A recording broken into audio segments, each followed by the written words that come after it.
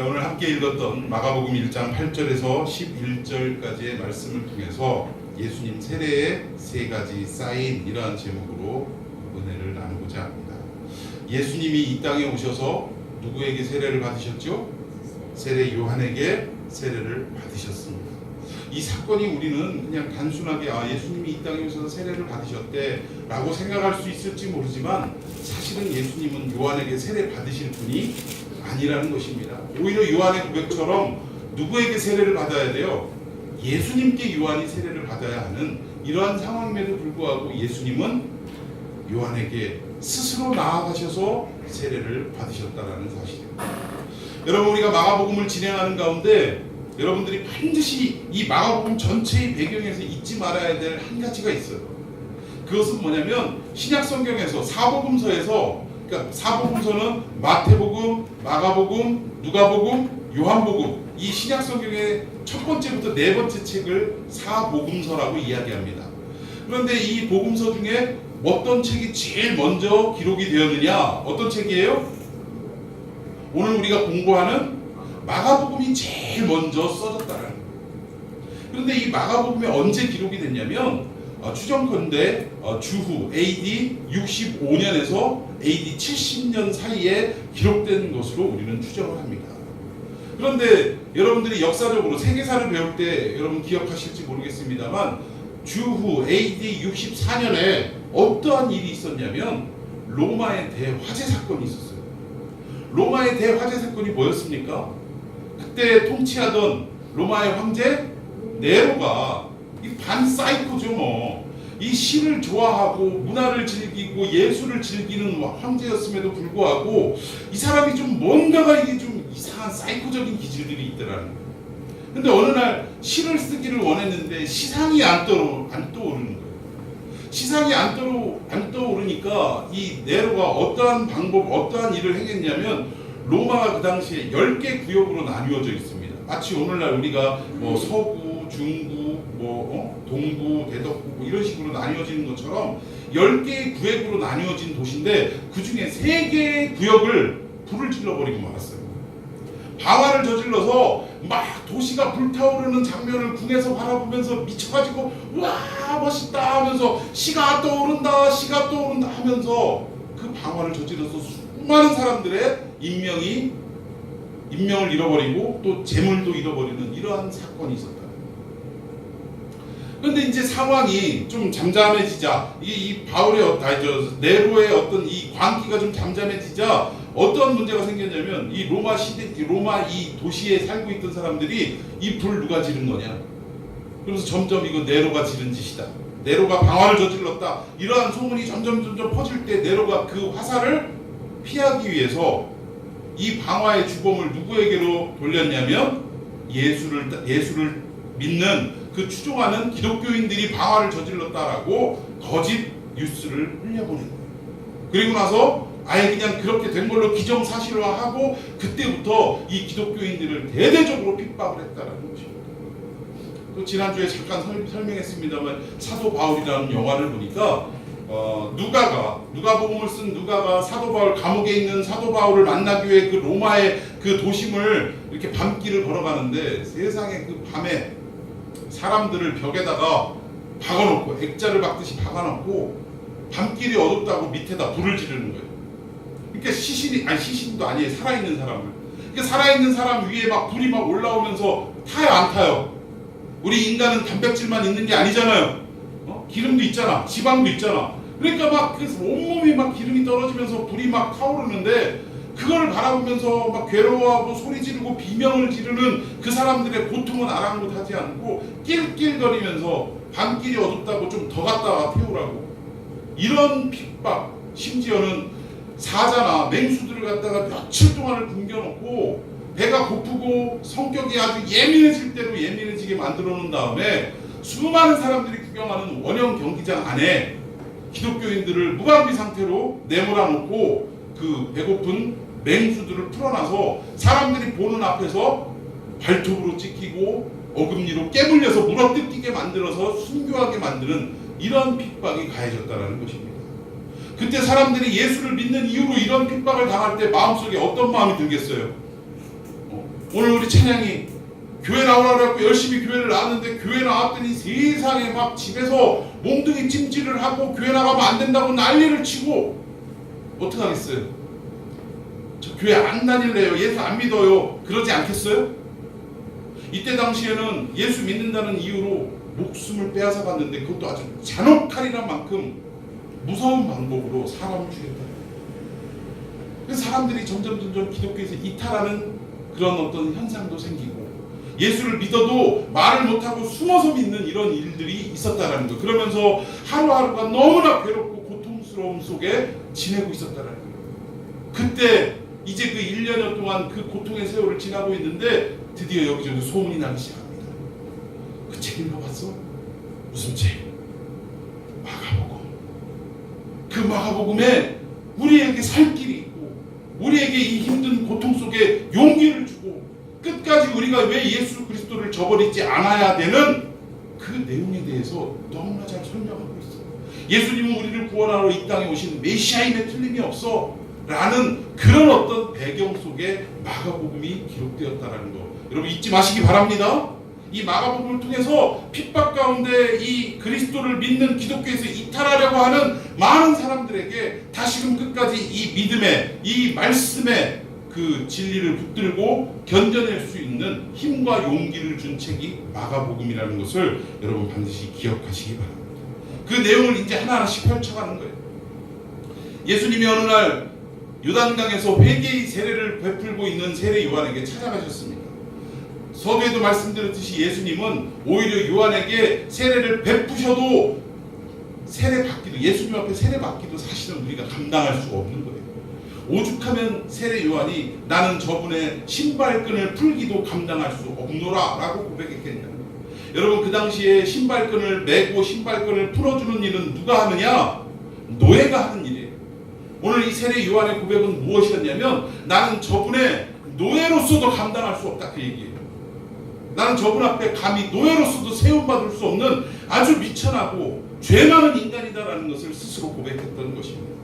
그럼에도 불구하고 예수님은 스스로 당신이 낮아지셔서 당신이 오히려 세례를 베풀기에도 넘치는 상황임에도 불구하고 예수님 스스로 세례 요한 앞에 나가서 세례를 행하라 라고 말씀하시면서 그 앞에 엎드려 물속에 잠기는 세례를 받으셨다라는 것입니다.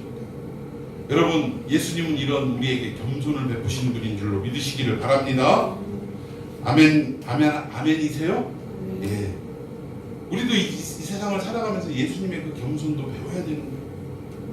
저는 교회 다니면서 목사기 때문에 뭐 이런 어떤 사람들 앞에 체면을 구기는 일 이런 거 하면 안 된다. 장로기 때문에 그래서는 안 된다라고 생각하는 분들이 간혹 있는데 아니 대다수가 그렇죠. 근데 저는 그것에 대해서 반대합니다.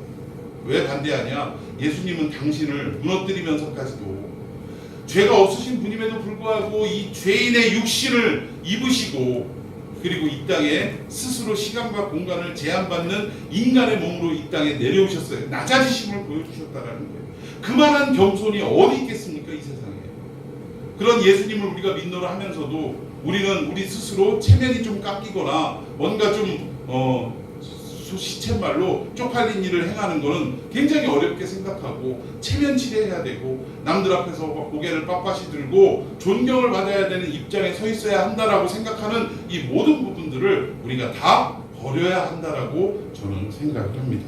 저는 우리 사랑하는 창평한교회 성도 모두가 이 예수님이 우리에게 보여주셨던 겸손의 미덕을 갖출 수 있는 여러분들이 되기를 예수님의 이름으로 축원해 드리겠습니다. 그럼 예수님이 왜 겸손해졌냐? 성품이 겸손해서냐? 아니라는 거예요. 우리 한 영혼 살리려고 잃어버린 한 영혼을 구원하시기 위해서 그 높고 높은 보좌 위에서 낮고 천한 이 육신을 입고 이 땅에 오셔서 심지어 십자가에 달리시기까지 그 낮아지심을 우리에게 몸소 행하셨다는 것입니다. 여러분 사람들은 흔히 얘기합니다. 우리의 구원은 뭐라고 얘기해요? 값이 있다고 해요? 없다고 그래요? 우리 구원은 값없이 받은 은혜다라고 얘기합니다. 은혜라는 말 자체가 값없이 받은 선물이라는 얘기예요. 그러니까 뭔가 어떤 값을 지불하지 않고 공짜로 받은 그것이 은혜라는 것입니다. 그런데 따지고 보면 예수님이 우리를 구원하신 우리 입장에서는 그게 값없이 받은 은혜이지만, 그러나 진정한 구원의 역사에 있어서는 값을 지불하지 않은 겁니까? 아니에요. 이 세상 그 무엇과도 가장 고귀하고 값비싼 것으로도 비교할 수 없는 가장 고귀한 것으로 우리를 살리기 위해 지불하셨다는 거예요. 그게 뭐였어요? 예수님의 생명이었다는 거예요. 예수님의 물과 피였다는 것입니다. 여러분들은 한 영혼 구원받은 것이 쉽게 값없이 받은 은혜라고 생각할지 모르지만, 따지고 보면 이 세상 어디에서도 찾을 수 없는 가장 값비싸고 고귀한 대가를 치러서 여러분들 한 사람을 살려주셨다는 사실 믿습니까? 우리가 그걸 믿고 살아가야 한다는 거예요. 이것 때문에 예수님이 이 땅에 내려오셔서 겸손의 모습으로 요한에게 세례를 받으셨다는 사실입니다. 죄 많은 모든 인생을 대표해서 그 죄를 짊어지고 죄사함의 세례를 예수님이 요단강에서 받으셨다라는 사실입니다. 여러분, 저는 이런 겸손의 모습, 한 영혼을 사랑하고 한 영혼을 구원하기 위해 스스로 낮아지는 이 미덕이, 신앙의 미덕이 저와 여러분에게 있기를 축원해 드리겠습니다. 여러분, 이 땅에는 평등의 원칙이 있다고 합니다. 평등의 원칙이 있다고 해요. 어떤 평등의 원칙인가 봤더니 나이가 40이 넘으면 지식의 평등이 온대요. 여러분, 뭐 서울대 간다 어디 간다 애쓰지 말아요. 물론 그것이 여러분들 살아가는 데 도움을 어느 정도 줄지는 모르겠지만, 나이 40이 넘으면요, 서울대 나온 사람이나 지방대 나온 사람이나 지식의 평등이 이루어진대요. 조금 차이가 나는 거는 어디서 차이가 나냐면, 매일같이 신문을 여러 개를 읽었느냐, 뉴스를 접했느냐, 돌아가는 시사에 관심이 있느냐, 이거의 차이지, 지방대 나왔거나 또는 고등학교 졸업한 사람이나 서울대 나온 사람이나 대화하는 거 보면 똑같다라는 거예요. 지식의 평등이 일어난다고 합니다. 여러분, 이 세상의 원리에 소망을 가지시기 바랍니다. 서울대 못 가도 소망을 가져야 돼. 왜? 나 지금 몇 살 남았어? 20년만 지나면 똑같아진대.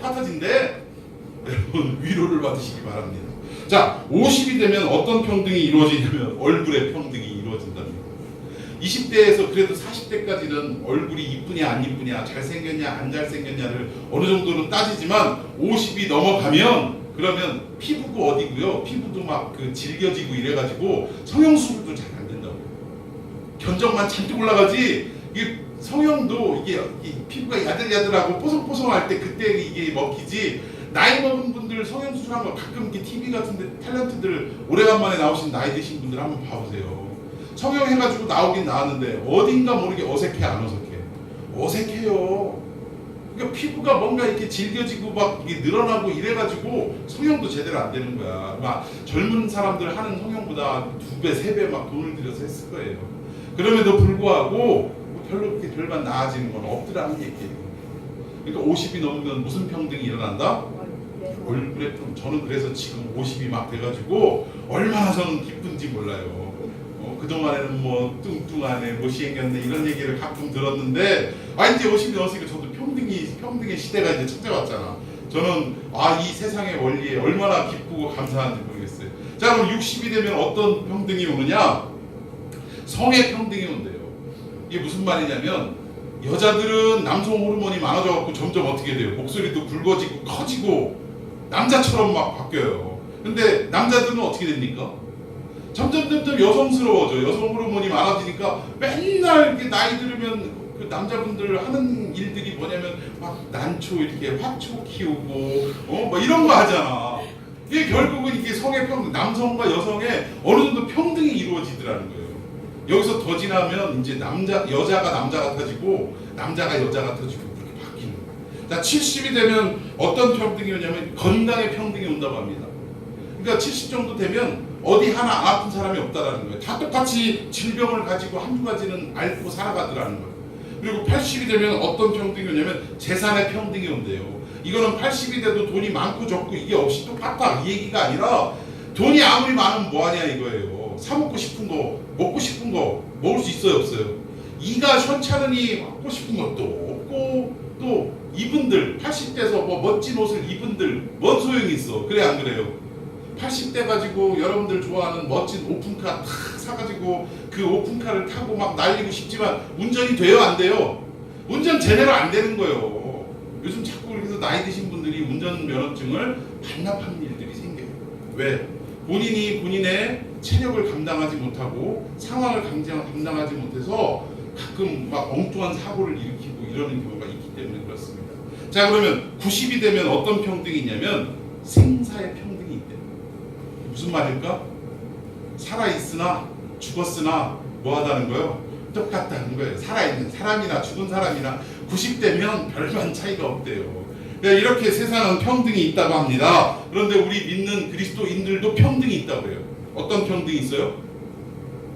교회 안에 모든 성도들은 나이를 불문하고 학벌을 불문하고 뭐 가진 경제력을 불문하고 다 똑같은 평등성이 있다는 거예요. 그게 뭐예요?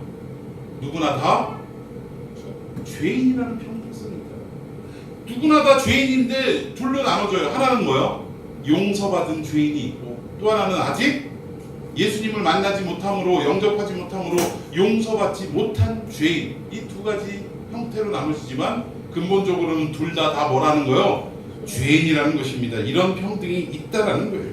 예수님이 이런 인생을, 모두가 죄인인 이런 인생을 결국은 당신 스스로 무너지고 낮아지고 약해짐을 통하여 인간을 믿고 이 땅에 내려오셔서, 그리고 마침내 세례 요한에게 찾아가셔서 세례를 받으시는 이 정도 단계까지 낮아지셨다라는 사실. 이때 예수님이 세례를 받으실 때 세 가지의 사인이라는 것은 뭐냐면 세 가지의 어떤 표적이 나타났다라는 거예요. 그게 뭐냐? 자, 우리 본문 10절을 한번 읽어봅시다. 자, 10절. 자, 시작. 곧 물에서 올라오실새 하늘이 갈라짐과 성령이 비둘기같이 자기에게 내려오심을 보시더니. 여기 보니까 어떤 표적이 일어났냐면 물에서 올라가실 때 어떻게 됐어요? 하늘이 갈라졌다. 하늘이 갈라졌다는 건 무슨 말이냐면 하늘이 열렸다는 얘기예요. 여러분, 이것은 무엇을 말하느냐? 예수님이 세례를 받는 그 순간 어떤 표적이 일어났냐면 정확하게 하늘 문이 열렸다. 하늘이 열렸다라는 건 하늘이 예수님께 어떻게 했다라는 거예요? 임했다라는 얘기예요. 하늘나라가 이 땅에 임했다라는 것을 지금 나타내는 것입니다. 여러분, 이해가 가십니까? 예수님이 세례받고 물 위에서 올라오는 그 순간 하늘이 갈라졌다라는 것은 결국 이 땅에 하나님의 나라가 아니라 어둠의 세력이 지배하던, 이 공중권세 잡은 자가 지배하던 이 어둠의 땅에 드디어 예수님이 세례와 동시에 어떤 표적이 나타났느냐? 하늘이 열렸다. 즉 하나님의 나라가 이 땅에 도래했다라는 것을 나타내더라는 것입니다. 이제는 어둠의 세력, 공중권세 잡은 세력들이 다 물러나고 이 소망 없고 모든 희망을 잃어버린 이 땅에 새로운 소망을 가지고, 새로운 희망을 가지고 누가 찾아오셨다라는 거예요? 하나님 나라의 주인공인 메시아가 이 땅에 찾아오셨다라는 그 사인을 지금 보여주고 있다라는 것입니다. 여러분, 성경에 보면 시편에 여호와를 가까이 함이 내게 복이라 이런 말이 있습니다. 들어보셨지요? 그래서 우리는 착각하기를 내가 자꾸 하나님 앞에 가까이 가야 된다, 가까이 해야 된다라고 생각하는 경우가 많고 또 그렇게 행동하는 경우가 많습니다. 그래서 교회 나와가지고 막 철야를 하면 하나님께 가까이 한다라고 생각하고, 근데 물론 그런 행위 자체가 하나님이 기뻐하시는 행위이긴 합니다만, 내가 그렇게 예수님 앞에, 하나님 앞에 가까이 가는 어떤 행위를 해야만 가까워진다라고 생각하는 것은 문제가 있다라는 거예요. 여러분, 여기에 여호와께 가까이 함이 내게 복이라라고 할 때 여호와께 가까이 하는 것도 주권이 나에게 있는 게 아니에요. 내 의지로 하나님 앞에 가까이 할 수 있는 게 아니라는 거예요. 왜? 우리는 아까 공통적으로 뭐라고 그랬어요? 죄인이기 때문에 하나님 앞에 가까이 할 수 있습니까? 없습니까? 없다라는 거예요. 그럼에도 불구하고 여호와께 가까이 함이 내게 복이라는 이 말은 하나님이 우리에게 가까이 해 주신다라는 하나님께 주권이 있다는 것을 지금 설명하고 있는 내용이라는 것입니다. 내가 하나님께 가까이 가고 싶어서 가까이 가지는 게 아니고 하나님이 나에게 가까이 와주실 때 비로소 가까이 할 수 있게 되더라는 거예요. 여러분, 믿습니까? 그러니까 주권이 나에게 있는 게 아니라 하나님께 있다. 즉 오늘 여기에서도 하늘이 갈라졌다라는 말은 하나님 나라가 임했다라는 건데, 이 하나님 나라의 임함도 우리가 어떤 세례를 받고 우리가 어떤 선행을 베풀고 우리가 착하게 살아간다고 해서 이루어지는 일이 아니라 하나님의 의지와 주권으로 우리에게 하늘나라를 선물하실 때, 하나님의 나라를 우리에게 허락하실 때 비로소 하나님의 나라가 우리에게 임하는 역사가 있다는 거예요. 오늘 예수님이 세례받고 나오시는 그 순간 이제는 이 어둠의 권세가 떠나가고 이제 하나님의 나라가 이 땅에 도래했음을 나타내는 그러한 표적이 있었다는 것입니다. 자, 두 번째는 어떤 표적이 있었냐? 성령이 비둘기같이 내려오심을 사람들이 봤어요. 자, 이건 무엇을 말하느냐? 성경에서 비둘기가 나오면 어떤 새 날, 새 역사, 이것을 상징합니다. 노아의 방주에서도 어떻게 됐어요? 계속 방주가 물 위에 떠 있다가 이제 어느 정도 물이 감해지고 이제 새롭게 우리가 발을 디디고 살 수 있는 땅이 있을까 했을 때 확인하기 위해 어떤 새를 내보냅니까? 비둘기를 내보냈다. 즉 새 하늘과 새 땅이 임하는 상징이 비둘기라는 사실입니다. 즉 이 말은 뭐냐면 예수님이 세례를 받으시고 이 땅에 이 물 위로 올라오실 때에 결국 비둘기, 성령이 비둘기처럼 내려온다라는 이 사인은 아하, 드디어 새 땅, 새 시대가 열리게 됐구나라는 것을 나타낸다는 것입니다. 결국 새로운 땅, 새로운 시대, 새로운 하늘은 결국은 누구를 가리키고 있는 거예요? 예수님을 가리키고 있는 거예요. 메시아이신 그리스도이신 예수님을 가리키고 있다는 것입니다. 드디어 예수님의 때가 시작됐다라는 것을 보여주고 있다는 거예요. 마지막 세 번째 어떤 사인이 있냐면, 자, 우리 11절 말씀 한번 읽어봅시다. 자, 11절 시작. 하늘로부터 소리가 나기를 너는 내 사랑하는 아들이라 내가 너를 기뻐하노라 하시니라. 여기에 보면 너는 내 사랑하는 아들이라 라고 했어요. 여기서 너라고 할 때 우리 영어로 뭐라고 해? 너를 you라고 합니다. 그런데 이 you가 대문자예요. 그러면 이건 무엇을 말하냐면 헬라어로는 수라고 얘기하는데 이 의미는 뭐냐면 그냥 일반적인 너가 아니라 손가락을 지명해 갖고 바로 너를 얘기하는 거예요. 바로 너. 그러니까 예수님이 세례를 받으시고 물 위로 올라오실 때 하늘에서 어떤 사인이 있었냐면 그 세례 받고 올라오시는 예수님을 지목해서 바로 이 아들이 내 사랑하는 아들이고 나의 기뻐하는 자다. 다른 누구도 아닌 이 예수라는 이 자가 결국은 뭐야? 새로운 하늘, 새로운 땅을 실현하게 될 새 역사를 시작하게 될 그 아들이다라는 것을 지금 표적으로 나타내고 있다. 여러분, 우리의 구원은 뭐 예수 비슷한 누군가에 의해서 이루어지는 것이 아니라 오직 예수님에 의해서만, 그분을 통해서만 이루어지는 것임을 믿으시기 바랍니다. 뭐 예수 비슷하게 성자 뭐 어쩌고 마음의 신이 어쩌니 이거 아무 소용없는 거예요. 오직 예수님 한 분만이. 그래서 요한복음 14장 6절에 내가 곧, 예수님도 말씀하시잖아요. 내가 곧 길이요 진리요 생명이니 나로 말미암지 않고는 아버지께로 올 자가 없느니라. 누구든지 예수님을 통하지 않고는 하나님의 구원을 얻을 수가 있다 없다? 없다라는 거예요. 여러분, 저는 뭐 우리 여타 종교들을 비방하고 싶은 생각도 없고 폄하하고 싶은 생각도 없습니다. 그러나 안타까운 것은 우리가 어떤 구원이라는, 뭐 불교에서 얘기하는 해탈이라는 어떤 그 최종적으로 가야 할 목적지가 있는데 이 목적지를 가기 위해서는 다른 종교들은 여러 가지 방법이 있다고 생각을 하는 거예요. 예를 들자면 산 꼭대기가 있으면 이 꼭대기 올라가는 게 목표라고 할 때 어떤 사람은 동쪽으로 올라가고 어떤 사람은 서쪽으로 올라가고 남쪽 북쪽으로 올라갈 수 있는 다양한 길이 있다라고 이야기하는 것입니다. 그런데 그렇지 않다. 우리 기독교는 이 목적지로 가기 위한 길이 유일하다라고 얘기해요. 하나밖에 없다. 그 길이 누구다? 예수 그리스도를 믿는 믿음이 아니고서는 이 길을, 이 구원의 목적지를 갈 수가 없다라고 분명하게 밝히고 있는 거예요. 아니, 사실 저도 목사 입장에서 다른 종교들과 좀 이렇게 친해지고 뭔가 이렇게 뭐 양보할 건 양보하고 이러면서 서로 공감하고 이러면 얼마나 좋겠어요. 캐톨릭 신부님처럼 막 축구도 하고 스님하고 뭐 이러면 얼마나 좋겠어요. 근데 축구는 뭐 할 수 있을지 모르지만 뭐 어떻게 양보하고 어떻게 할 수 있는 방법이 없어요. 왜? 이건 우리의 주장이 아니라 예수님이 친히 와서 말씀하신 거니까. 내가 곧 길이고 진리고 생명이고 나로 말미암지 않고는, 즉 나를 통하지 않고는 모든 구원의 방법은 없다라고 선언을 하셨거든요. 여러분 동의하십니까? 예수님의 이 말씀을 여러분 귀담아 들으시기를 바랍니다. 그리고 오늘 예수님이 겸손의 모습으로 우리 한 영혼을 구원하시기 위해 요단강까지 내려오셔서 세례를 받으셨는데, 그 세례를 받으시고 올라오실 때 세 가지의 표적이 어떻게 일어났느냐? 하늘문이 열렸다. 즉 하늘나라가 임하기 시작했다.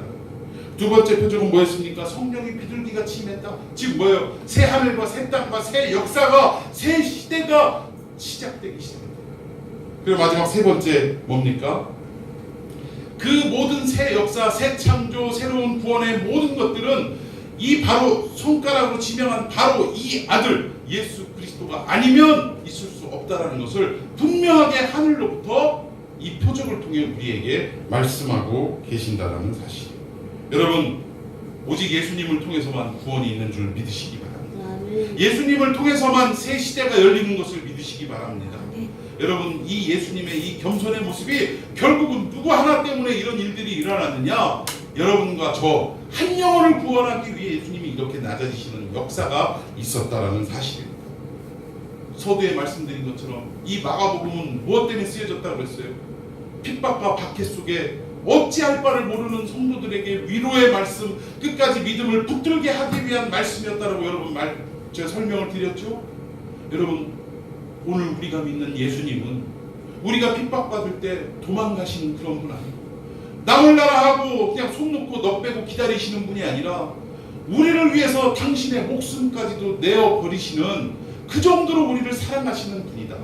그 분이 결국은 우리를 새롭게 만드시고 새 역사로 이끌어 가시기 위해서 어떻게 하셨다라는 거예요? 인간의 몸을 입고 이 땅에 오셨다라는 것을 분명히 말씀하고 있다라는 거예요. 그리고 그 예수님은 우리가 허투루 믿는 게 아니라 하나님께서 이렇게 세 가지 사인을 보내셔서 우리가 믿어서 구원에 이를 수 있는 그 유일한 분이라는 것을 메시지를 던지면서 오늘 이 힘듦과 이 고난과 이 역경과 박해 속에 우리가 참고 견디고 승리해야 되는 위로와 소망의 메시지를 던져주고 있는 내용이라는 것입니다. 여러분 믿습니까? 힘들고 어려운 일들 겪은 사람들 여기 안에도 있어요. 각자 살아가면서 여러분, 제가 지난주에는 누가 제일 억울하냐 뭐 이러면서 물어본 거 있죠? 버스 타고 가다 버스가 교통사고 나가지고 그 안에 있는 사람 다 죽었어요. 근데 누가 제일 억울할까? 내일이면 결혼식인데 그 버스 타고 가다가 사고 나서 죽은 거 억울해 안 억울해? 억울하죠? 두 번째는요, 버스가 막 출발하는데 그걸 막 죽으라고 달려가갖고 막 문을 두드리고 해갖고 겨우 올라탔는데 죽었어. 억울해 안 억울해? 그냥 보내고 말걸. 그러니까 세 번째는 뭡니까? 세 번째는 뭐였죠? 세 번째는 뭐였죠? 하여튼 뭐 또 하나는 그거였어요. 버스에서 내려야 되는데 졸다가 깜빡 졸아가지고 한 정거장 더 가다가 그냥 그만 사고 나가고 죽은 사람이 있어요. 아무튼 이런 여러 가지 형태가 있는데 누가 제일 억울합니까? 누가 제일 억울해요? 다 억울한 거예요. 왜 억울해? 각자 자기의 삶에서는 다 억울해요. 우리가 아플 때도 그런 얘기 하잖아요. 어떤 사람은 암에 걸려가지고 고통당하고 있고, 어떤 사람은 뭐 뼈가 부러져가지고 고통당하는 사람이 있고, 어떤 사람은 뭐예요? 손톱 밑에 가시 들어가고 아픈 사람이 있어요. 누가 제일 아픈 사람이에요? 각자 자기에게 있어서는, 자기 입장에서는 손톱 밑에 가시 들어간 그 사람은 자기 생각으로는 제일 아픈 거예요. 인간이 그렇다는 것입니다. 여러분, 경북 예천에 가면 석송령이라는 나무가 있어요. 석송령 들어보셨어요? 제가 얼마 전에 생생정보를 거기서 본 것 같은데, 석송령이라는 나무가 있는데 이 나무에 유일하게 주민등록증이 있습니다. 그러니까 예전에는, 지금은 이렇게 사물에 주민등록증을 부여하는 경우가 없는데 예전에 수기로 다 이렇게 작성하고 할 때는 그게 가능했다고 그래요. 근데 어느 한 부자가 이 석송령에게 자기의 모든 재산을 다 물려주고 주민등록증까지 이렇게 뭐 부여를 받게 돼가지고 그 석송령이 있는 그 근처 예천에 있는 많은 학생들이 이 석송령이 운영하고 있는 그 재단이 있잖아요. 거기에서 장학금도 지원받고 막 이러고 있어요. 그러니까 나무가 어린 아이들에게 장학금도 주고 불쌍한 사람들에게, 어려운 사람들에게 생활비도 내주고 뭐 이런 일들을 하고 있더라는 거예요. 근데 이 나무가, 제가 한번 여러분들이 궁금해하실 것 같아요. 나무 커요 안 커요? 높이는 10m 정도밖에 안 된대요. 그런데 이 넓이가 얼마나 넓은가 평으로 따지면 약 300평이 넘는다고. 이게 막 가지가 막 길어지니까 못 버티고 이렇게 기둥 같은 거를 옆에다 쭉 세워놔가지고 지금 나무가 이렇게 펼쳐져 있는 거예요. 그러니까 옛날에는, 지금은 이게 철책으로 다 막아서 보호하기 위해서 철책으로 막아서 사람들이 들어갈 수 없게 만들었지만, 옛날에는 그런 게 없어가지고 애가 어른이나 누구든지 이 석송령이라는 나무 그늘 아래 쉬어가는 일들이 있었다는 거예요. 그러니까 이 나무는 그만큼 사람들에게 쉼을 제공하고 안식을 제공하는 역할을 했었다는 것입니다. 지금도 뭐 장학금도 줄 정도로 많은 도움을 주고 있어요. 그런데 저는 우리 교회가 이 석송령과 같은 교회가 되기를 바랍니다. 어떤 삶에서 고통당하고 힘겹고 고난당하는 사람이 있다 할지라도 우리 참평한 교회에 와서 안식을 누리고 또 쉼을 누리고 위로를 얻고 다시금 용기를 얻어서 또 한 주간 세상과 나와서 싸울 수 있는, 그래서 승리할 수 있는 이러한 장소가, 이러한 처소가 되기를 바랍니다. 그러기 위해서는 먼저는 하나님의 말씀이 상처 입은 여러분들에게, 다친 여러분들에게, 가장 아파하는 여러분들에게 위로를 줘야 되고, 두 번째는 뭐가 있어야 되느냐? 우리 성도와 성도끼리 믿음의 동지들 아닙니까? 믿음의 군사들이잖아요. 서로가 서로에게 위로를 주고 기도해주고 용기를 주고 힘을 북돋아주는 그러한 역할을 우리가 해야 된다. 누구 하나가 잘됐다고 잘된 것만 막 기뻐할 게 아니라, 누구 하나가 어렵고 힘들면 오히려 그렇게 어려움을 당한 그 형제에게, 그 자매에게 찾아가서 오히려 나의 기쁨은 좀 누리고, 그리고 그들에게 위로를 주고 너는 더 좋은 일을 만날 수 있을 거다라고 함께 기도하면서 북돋는 이러한 일들이 우리 교회 안에 있었으면 좋겠습니다. 그러기 위해서는 서로 내 일은 내 일이고 네 일은 네 일이야 하고 그런 개인주의적인 모습이 아니라 오픈해야 돼요. 오픈 마인드 해야 돼요. 나 이런 힘듦이 있어, 이런 어려움이 있어, 우리 함께 기도해, 나를 위해서 기도해 주지 않으련 하고 부탁도 있어야 되고, 또 한 사람은, 그 부탁을 받은 사람은 그 사람을 위해서 기도할 줄 아는 그런 일들이 있어야 돼요. 여러분, 저는 우리 교회가 이 석송령처럼 많은 사람들에게 안식을 주고 쉼을 제공할 수 있는 귀한 교회가 되기를 예수님의 이름으로 축원해 드리겠습니다. 예수 안에 오십시오. 예수 안에 오시면 진정한 안식과 진정한 쉼을 얻을 수 있을 것입니다. 석송령하고는 비교할 수도 없는 그런 참된 안식을 얻을 수 있을 거예요. 여러분, 우리 교회가 그러한 처소가 되기를 예수님의 이름으로 축원해 드리겠습니다. 자, 우리 함께 찬양하십시오.